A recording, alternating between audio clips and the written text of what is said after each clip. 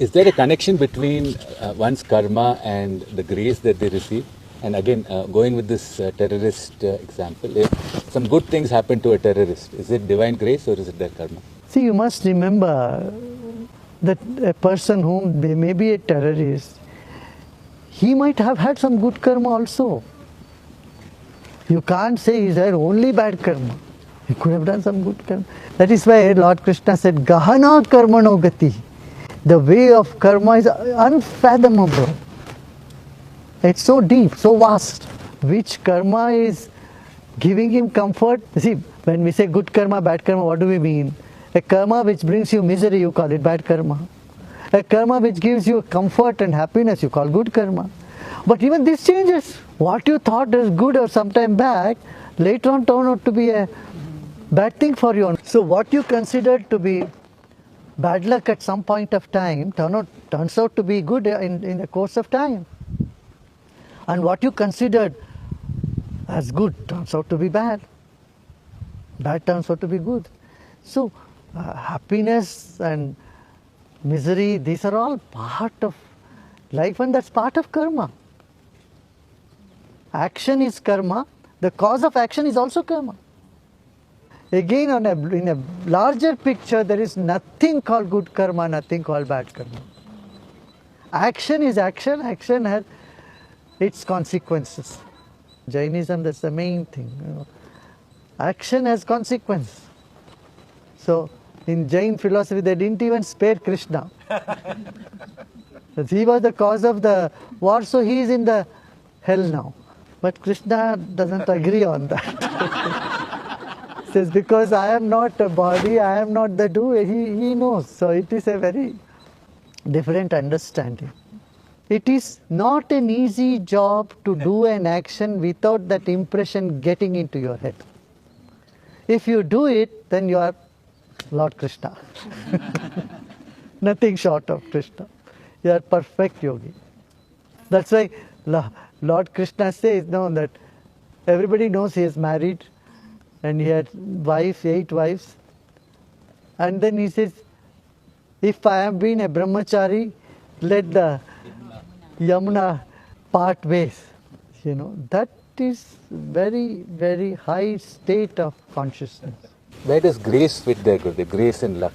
Grace is altogether a different thing. Right? The grace which helps one to rise above the karma. Don't think grace only makes the bad karma into good, good karma into bad. No, it helps you to rise above the karma. It brings you freedom. So, who receives that grace? Does it depend on that person's karma, or it is independent of all of that is happening? A little bit of both. If it is only karma, you will say it's just a fruit of the karma, then where is grace? The grace has no meaning if it's only as a result of your karma. But grace is because it is ahaituki, means it is unconditional. But conditional. See, that condition is you are a human being. But that getting onto the path is karma, right? See, there is nothing which is outside karma. No existence can be there outside karma. Except the consciousness which is just a witness. Atma ka koi karma nahi hai. Atma has no karma. Only Jiva has karma. And Guruji, how you interact with us, does it depend on our karma? At that point in time, how my time or karma is that how you'll respond? Or your action towards us is independent of everything? It is both, a bit of both. Many times it is completely independent of who you are, what you are, whether you deserve it or not, all that. That you call grace. But on the other hand, there is a time for everything. And the right time, right things keep happening.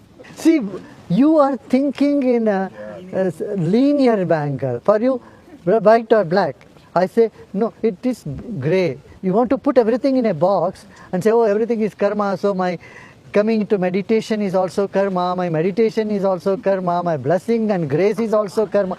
You want to put everything into one box. Reality is not like that. It doesn't fit like that. I tell you, the existence is illogical. It transcends logic. It's beyond that. That is why, yes, you say yes or no. Yes, most of your activity, most of what you get is all karma. And yet, yes, there is something called grace, something called blessing, something that just drops on your lap. That is also there. Don't say either this or that. Don't have to tie everything into one concept. That is why there are 5 qualities for Ishvara. What are they? Srishti, creation, Sthiti, maintenance, Laya, Tirobhava means hiding, and Anugraha, grace, blessing. Now you want to put everything into just Srishti or Sthiti, Laya. There is something beyond that also. Tirobhava is also action, that is hiding. And then Anugraha, grace, blessing.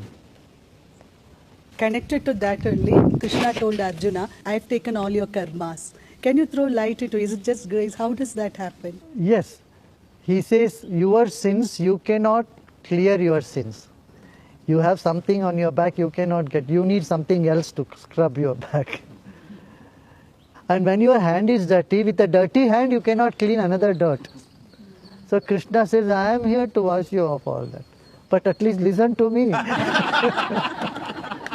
Aham tvam sarva papebhyo mokshayishyami mashucha. Don't grieve, don't worry. I am here to take away your karma, your sins. He doesn't say, I'll take away all your good karmas. He says, your sins. So a sinner should not try to rub and get their sins out. You cannot. That is where you give up, you surrender.